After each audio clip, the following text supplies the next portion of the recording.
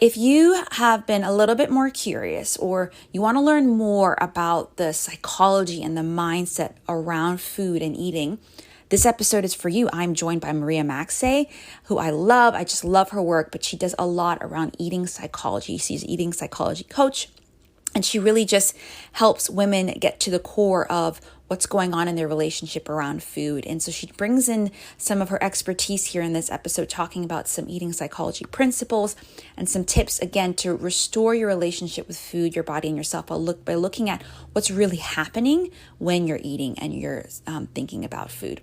So definitely check out this episode and make sure you check out all the resources. And I just wanted to let you in also on a little secret.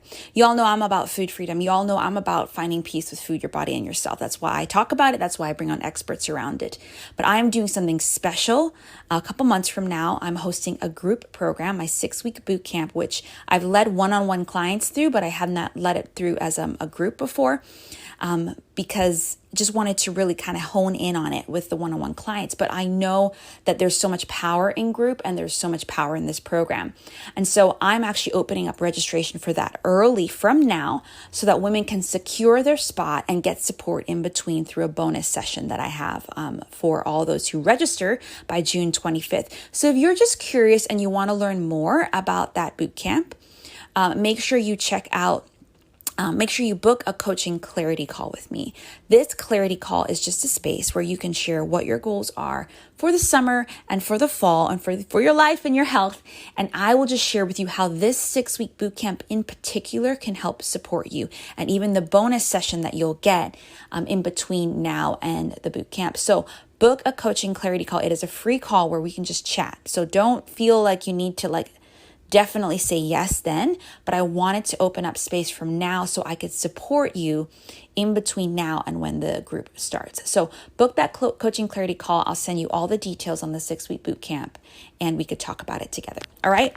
Enjoy the podcast episode. And I can't wait to talk to you over the next couple weeks so that you can join us in this amazing 6-week transformative boot camp to reset your mind, your body, and your soul through changing your habits, changing your mindset, so that you can have the body, the health, and the life that you've been longing for. All right, enjoy the episode and hopefully talk to you soon.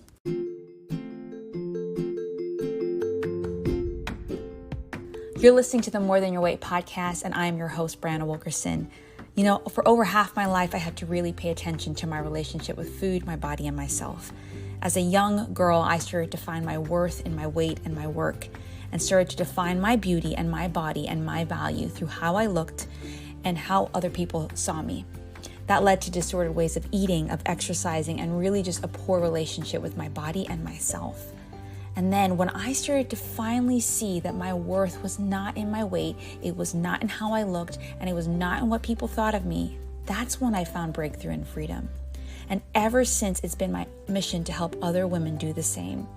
I am on a mission to see other women find peace with food, feel confident in their bodies again, and develop a healthy lifestyle that's more than about what they weigh. Now, weight loss is not necessarily a bad thing, but I do think when we are approaching it from a place of value or a place of trying to find our worth in it, that's when it can really trip us up.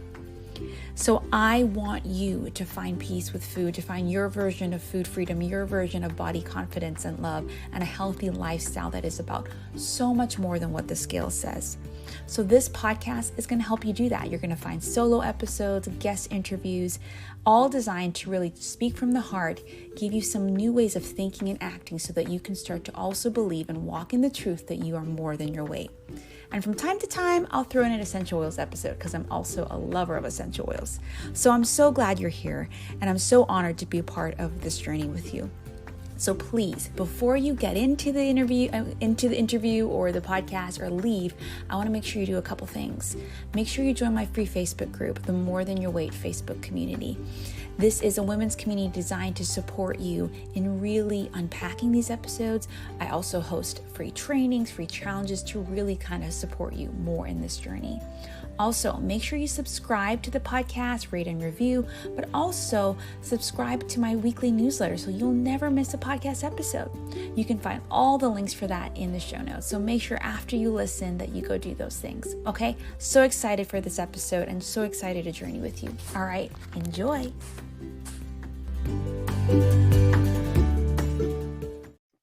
All right, everyone, welcome back to the podcast. Today, I am on with Maria Maxey to talk all about eating psychology principles and how it's different from the common nutrition and movement guidances that we have. And I met Maria through her own Food Freedom show back in November, an amazing, amazing collection of women in show to, just help women find freedom with food in their bodies. And so I just thought it was perfect, since that's kind of now the focus of this podcast, to really have her on. So thank you so much for joining us today.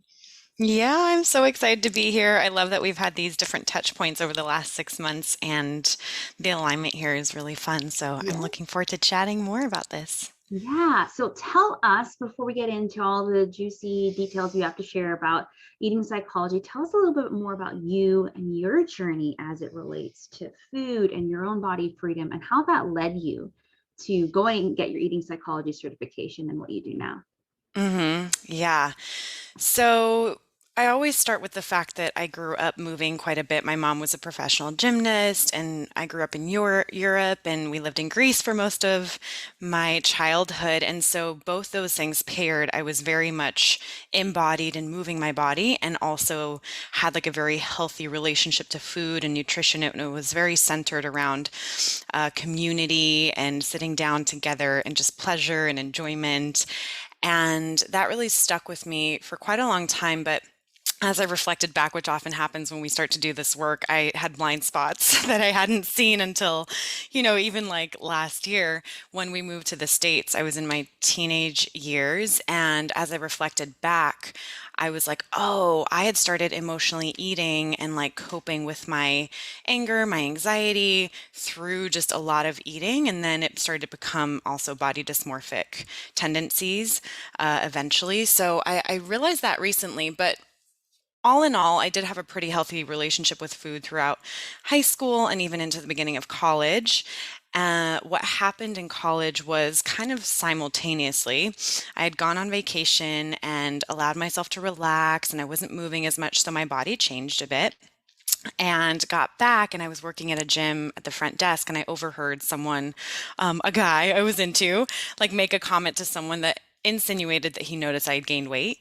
And it just like set a trigger off that was ready to be set off, which moved me into like very restrictive eating. And I was eating like the exact same thing every day, really small amounts. And while I was dancing 6, 7 hours a day, I would like force myself to go to the gym and go to yoga and all kinds of stuff. So over exercising and restricting. And then right around the same time, I started to notice digestive things come up that were out of the norm, which most similarly, the symptoms are reflective of ulcerative colitis. I've called it IBS just because that's more commonly known, but in general, just like intense cramps in the gut, really distended belly, bloating, really unable to eat so many things.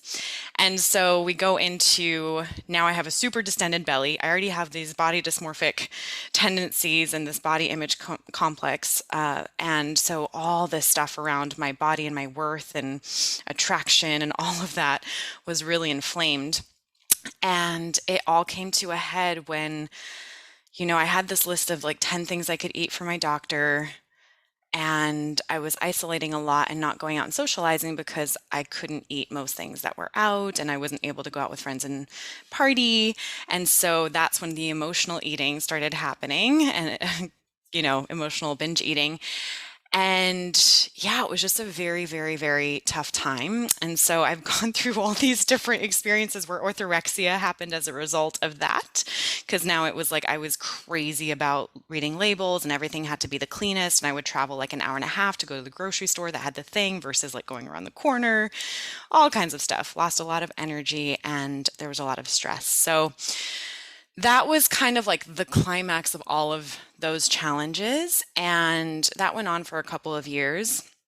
What happened was, without going into the details of everything, I moved to New York when I was 23, and I think the scenery changed everything up. I fell in love. I had new community. I started really just experiencing more independence and more autonomy. And I also started to be with emotions that I think I had resisted for a really long time. And slowly started to notice different correlations with how I felt and my state of being with how my digestion was and how I processed food and how I felt about my body that had nothing to do with what I was actually eating or how I was moving.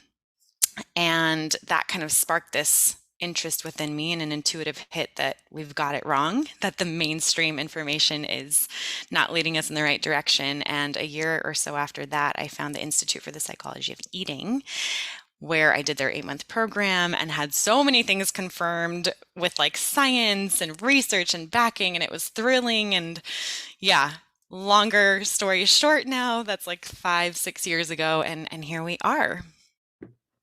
Wow, there's so many things from your story that I can resonate with too. Just like the restrictive eating and then the over exercising, how a comment led you to kind of go down this spiral. And obviously, you know, I don't think the guy was trying to be mean or anything. He made a comment, right? But it's as easy as someone making one comment about us to get us down this spiral, because we're just so connected to how we look.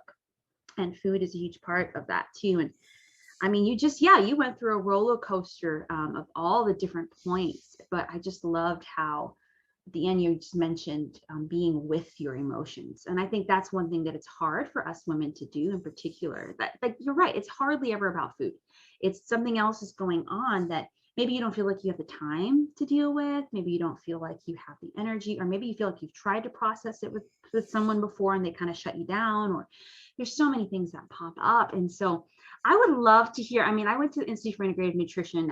I wish I could go to all the schools out there because they just all look so amazing and great. But I would love to hear from you. What are some of the core things you took away from eating psychology? And then, yeah, how does it kind of differ from the common nutrition and movement advice we get out there? Mm-hmm. Oh, there's so much. It's really so abundant. So it's so hard, but I will do my best Top to 5 things or synthesize. top three Yeah. things, just Yeah, so I right.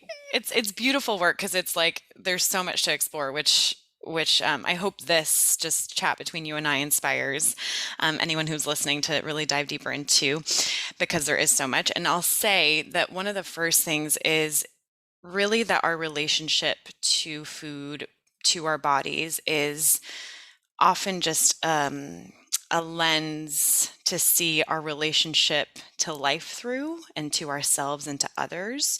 So there's quite a number of correlations there. And I actually just have been thinking a little bit more about like how intimacy and our relationship to that is reflected in our ability to just be with food and be with a meal without multitasking. And so that's just one example of how it's a very mirrored relationship. So I'll kind of break it down to be a little bit more specific as I think about some bullet points. You know, we hear often that you are what you eat, and we can make some judgments around that of other people, of ourselves. When we eat a certain thing, all of a sudden it's like, oh, I am what I eat. So now, like, I'm this piece of bread, or I'm this apple, or like I'm good because I had an apple, or I'm bad because I had bread, you know, just kind of some common thought patterns. And something that eating psychology does is turns that around and says, you eat what you are. Both can exist, but it's really more so you eat what you are. So if we think about our inner state, our frequency, our vibration, how we feel, we often choose food, or we choose relationships, or we choose experiences in this life based on how we are relating to ourselves and what we believe about ourselves. And ultimately, what we believe about ourselves it actually sets a baseline for um, magnetism. And in a way, when I say that, I mean just like what we feel resonance and attracting to us. So if I feel constantly down and like I'm judging myself and I feel deflated, well, if we just even imagine that energy for a minute, and then we put food, the options of food in front of us, what do we usually go for? We're going to go for things that probably support a continuation of that energy, or attempt to give us comfort, or kind of a spike, like a high a bit, which sugar can do, or just like really yummy foods from childhood that trigger kind of that like, ooh, this is fun, this is energizing. And there's nothing wrong with those foods. It's just about noticing what that level of self-identification causes us to lean towards. And so if I'm in like a state where I feel really connected to myself and really connected to nature and others, and I'm committed to being present with the ones that I love and committed to being able to move my body and to create things in the world that have an impact, then I'm probably going to nourish with foods that right away I feel will enhance my energy. And that can be different for all of us. So that's one.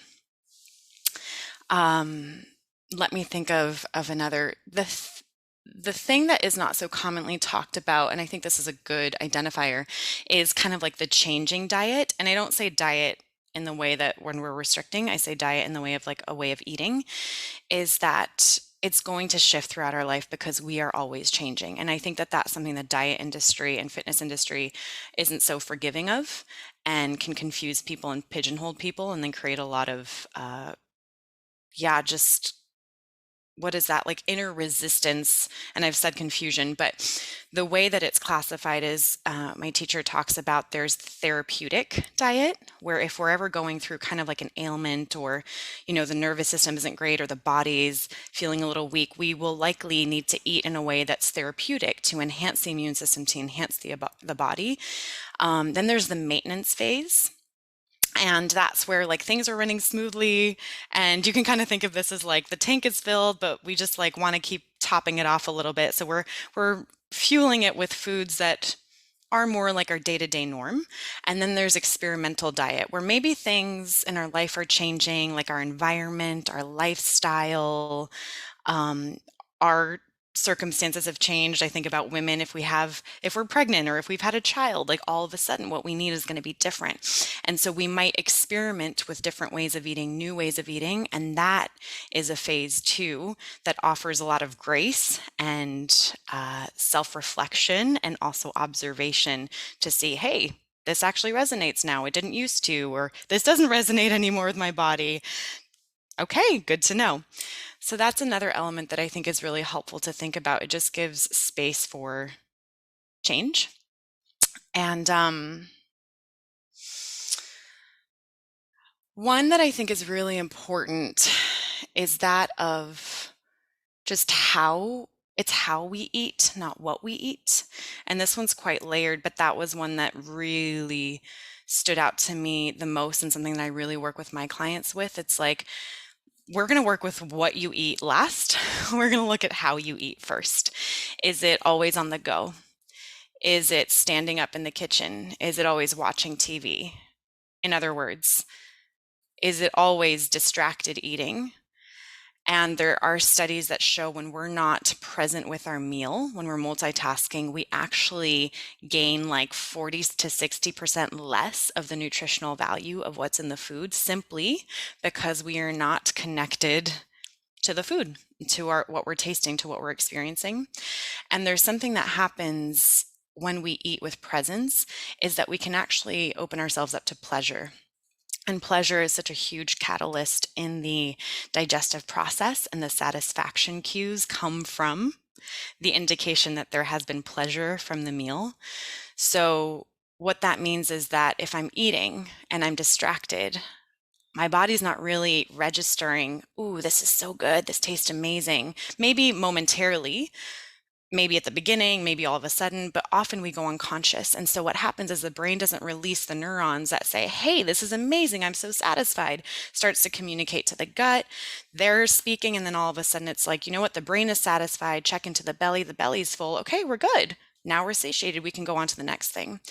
So what happens often is when we're distracted, we're not getting that full brain response, and we're also limited in enzymes, because when we are connected to the sight, smell, experience, flavor, texture of the food, we're releasing enzymes in the mouth that help break down the food.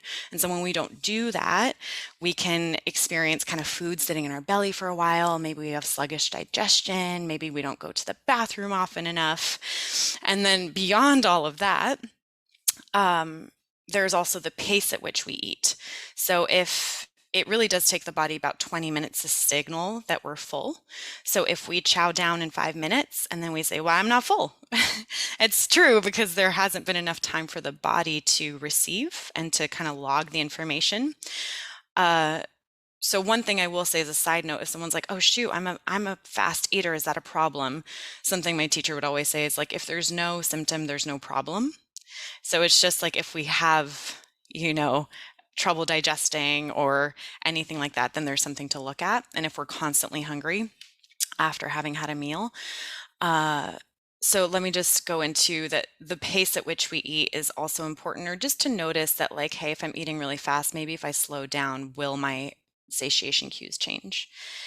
And as the conclusion here, if we have been multitasking, or if we haven't been totally present, or if we've been eating really fast, it's likely that we will have this thing where it's like, I can't believe I'm so hungry, like I just ate. But it's a perfectly normal response, and the brain is actually looking out for you because it's going, we didn't get nutrients, gotta go back for more. But what happens is we become very self-judgmental, we start to compare, we maybe eat and then we don't feel so great because now all of a sudden we've eaten too much, and then the 20 minutes sets in, and now it's like, whoa, I ate too much, now I don't feel great.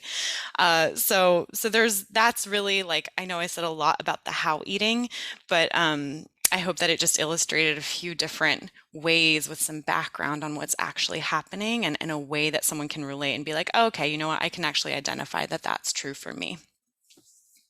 My goodness, I just kept taking notes. I was like, yes, writing that point. Yes. So amazing. Like, and I think these are the things that like we don't think about because we've been trained, just like go follow this plan. It doesn't matter about your relationship with food, your body, or yourself, or your life. It's just get your body to where you want it to be or society wants it to be. But I love how you just made these 3 points that, you know, you eat what you are, and just like, and I think that is very much the case with us. It's like if we're feeling something, whether about ourselves or something else, we eat to reflect that.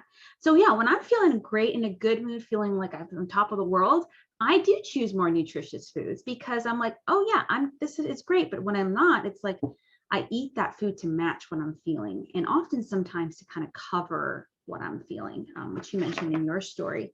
And then I love how you just talked about the changing diet, because that's very true. Like now as a mom, before I would say I follow more of like a paleo diet, and I would say I still do because it works for my unique body. But now I'm including things I did not have a year ago, because it's like, this is just what my body needs. And I'm so okay with it. But I wouldn't have been okay with that a year ago. You know what I mean? So I love how you talked about the different types of the phases, the therapeutic, the maintenance, and experimental.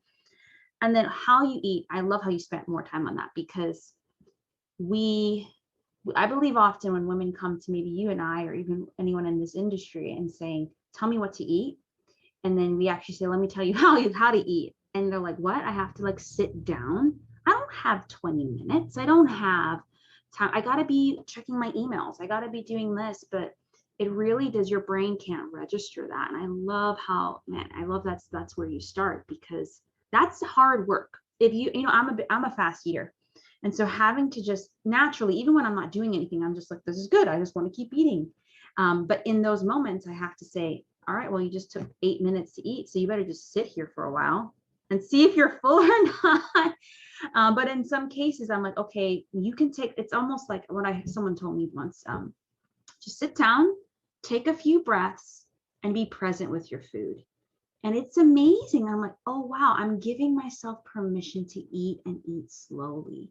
I think that's part of it. It's just, I just feel like food is something like that I have to do. Like I just got to eat because I'm hungry, versus like I get to do and I get to enjoy. So my goodness, all 3 of those points were so good. So if someone is kind of like listening and they're like, my goodness, Maria is speaking my own language.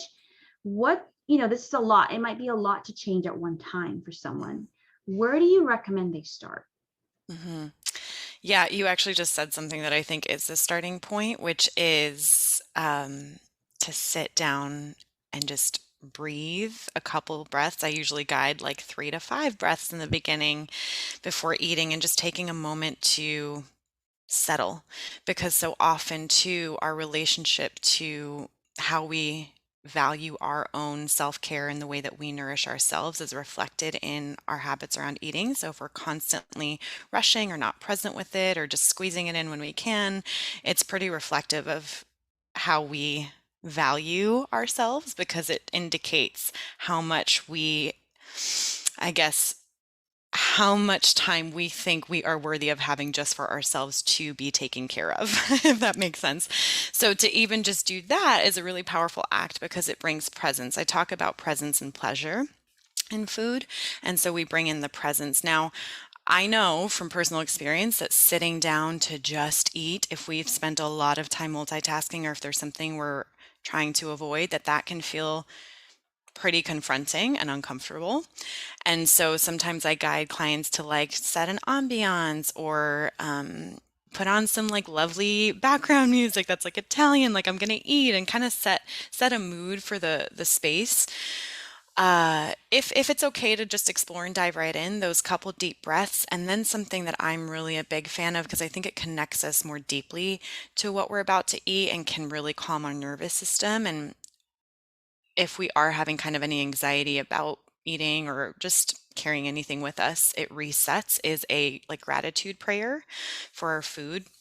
So I take a moment. It doesn't matter where I am. I did it last night when my dad and I went and got tacos at this place. I just put my hands over my food. I close my eyes, and in my list, there's so many things to be grateful for. So I'm there for quite a bit. But it can start with just being like feeling gratitude for this meal that is going to nourish our body and then allow us to continue to be and live in the world and connect with people that we love and do things that we enjoy doing, or it can give us the energy to make the changes that we desire in our life. It's all about framing, right? Like what this food has the potential to do for us. And it's all a part of the cycle of life, which I know is hard for us to be connected to in the world that we live in nowadays. So, again, that's another way connecting to the cycle of life to think about, wow, this food was grown in the soil, or if we're eating more meats, like this spirit, this being, like has now like on one level sacrificed itself for my continuation in the world, and one day I will also return to the earth, and it's all feeding the same thing. And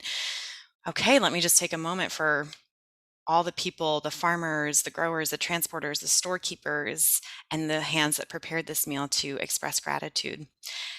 And that feels like a really significant shift for many that can be hard to remember at first, but I think takes the place of slowing us down, connecting us to the moment, starts the enzyme production process in our mouth because we're thinking about the food, maybe looking at it or smelling it.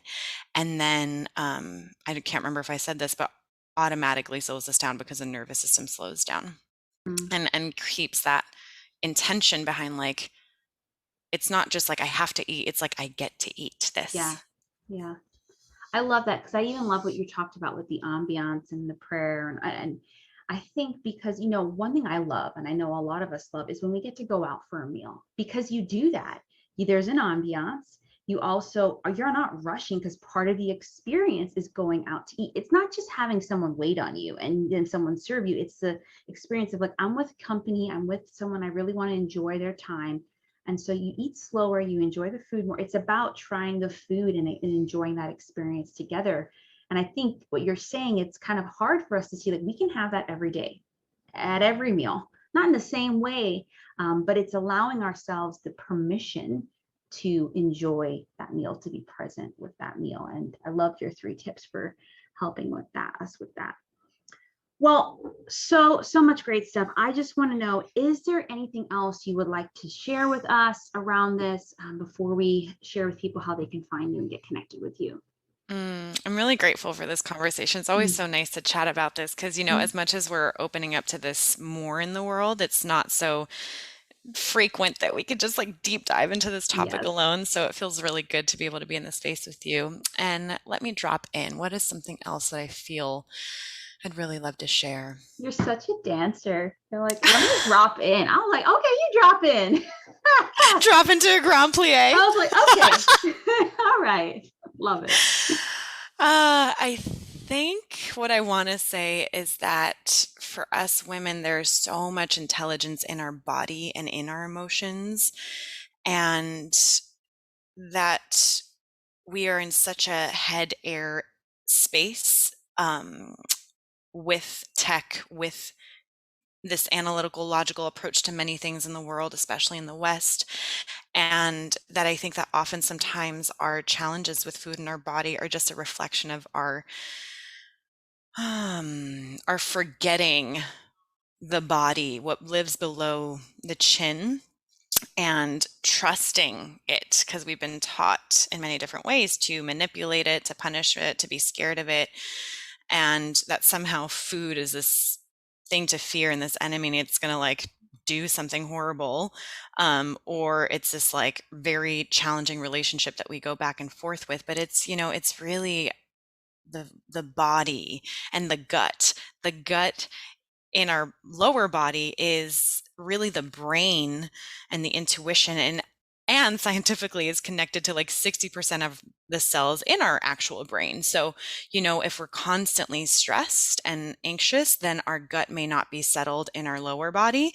And when we do take time to be with what's there, what's in our body, we can start to understand emotion and move it through movement. You mentioned I'm a dancer, so now people know, but moving the body and like not to create shapes that are impressive, but to like just shift the stagnation that can be there, the rage, the anger, the sadness, the grief, because so much of that is what's sitting just below all of this stuff with food when we are feeling out of alignment with our relationship to it. And so really my invitation is to have women move their body, not go to an exercise class and listen to what's being told, but put on music or don't, and free flow and move and stretch and lean and go crazy, go nuts, turn up the volume or slow it down, but have a relationship to your body and see what comes through, and then see what you choose from that place, because everyone is so infinitely connected and wise and has all the information,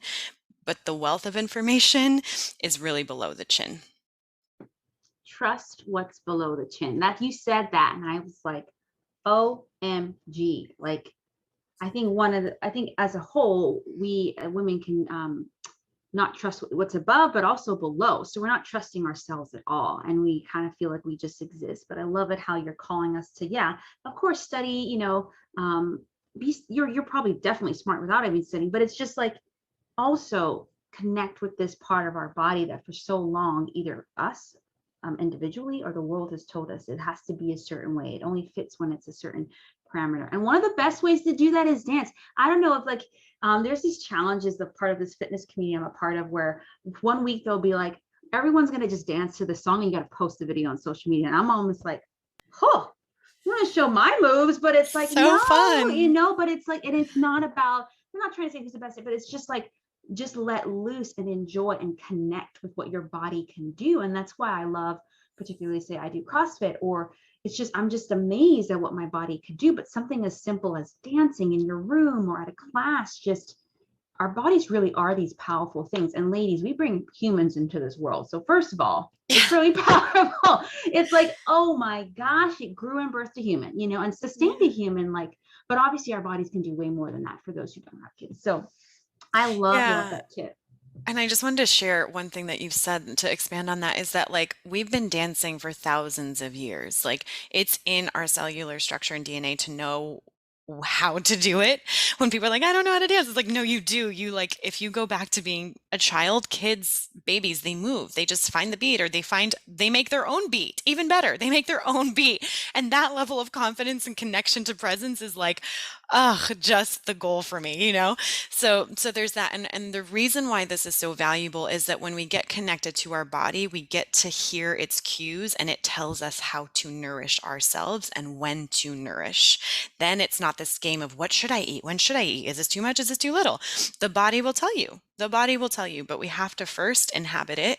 And so I just wanted to like close with that's really where I was going with that. And I'm glad that you brought it back to that. So good. We can keep talking all about this, but for another day, for another episode, guys. So thank you so much for joining us. I would love for you to tell us how people can get connected with you on social media, your website, but also the free gift you have for those who are just wanting to learn more about you and what you do. Yeah. So great way on social media is at Maria Maxe. So it's my first and last name on the Instagram. And my website is movingbody.com. So that's up. And then what I would love to offer is a free 30-minute clarity call to anyone who's feeling really connected to this information and feels like, whoa, yes, this is where I'm at. This is the next step in my journey, to just see like where I can support in offering some guidance or clarity on what to explore or what's possible there. So that is my free gift. Excellent. Thank you. So everyone, I will make sure to link all that below. Check it out.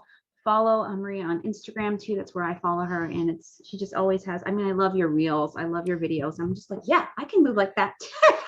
It's just so fun. You're so joyful and you have so much life. And so you bring that energy into that space. So Thank you so much. I have to tell you, the trick for the reels is to slow it down and listen to the music and then dance. yes. That's the trick. The There you go. slow-mo version, Ah, it works. Try it Well, out. I It's like the haven't- two times. it's 2 cents. Okay. I'm gonna have to you have to give me a little tutorial on it. All right. Well, thank you so much for joining us. Thank you. My goodness, I hope you enjoyed this episode with Maria. I remember going just as we were recording and taking so much notes because she just mentioned so many great things that were, guess what, food for thought. And so I hope that you just, re-listen to this episode, check out Maria's stuff, take her up on her offer, and just get the support you need around this. But also, I just want to let you know that I'm here to support you as well. As I mentioned in the beginning of the episode, that I have a special 6-week bootcamp program coming up that I have opened up for registration. And I just want to get as many women as possible who are ready to transform their relationship with food, their body, and themselves through mindset, habits, and so much more. So all you need to do is book a coaching clarity call with me, and we could just talk about where you're at. I could send you the details on the bootcamp, and we can just talk about if it's a great fit for you. And you want to book that call soon because if you sign up before June 25th, you will get a free bonus one-on-one session to use in between now and when this the group program starts, okay? And so book that coaching clarity call. Go to madewell345.com/clarity. Again, it's a complimentary call where we can just chat and see if this bootcamp is a great fit for you. All right. I'll see you on the next episode, and I hope to talk to you very soon.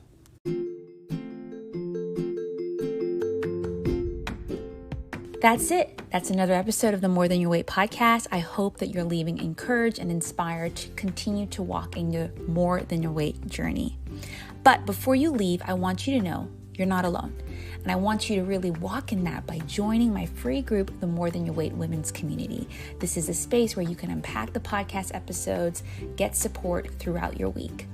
And also make sure you subscribe to my newsletter by signing up for weekly updates when podcasts come out, as well as all the other things that I'm offering in my business. And if you're not about Facebook, or even maybe you're not about email, make sure you follow me on Instagram at madewell345 to show you the behind the scenes of my life, my business, and also to support you there. Okay, I just had a blast in this episode, and I hope that these episodes have really been just encouraging you and inspiring you to know that you are more than your weight.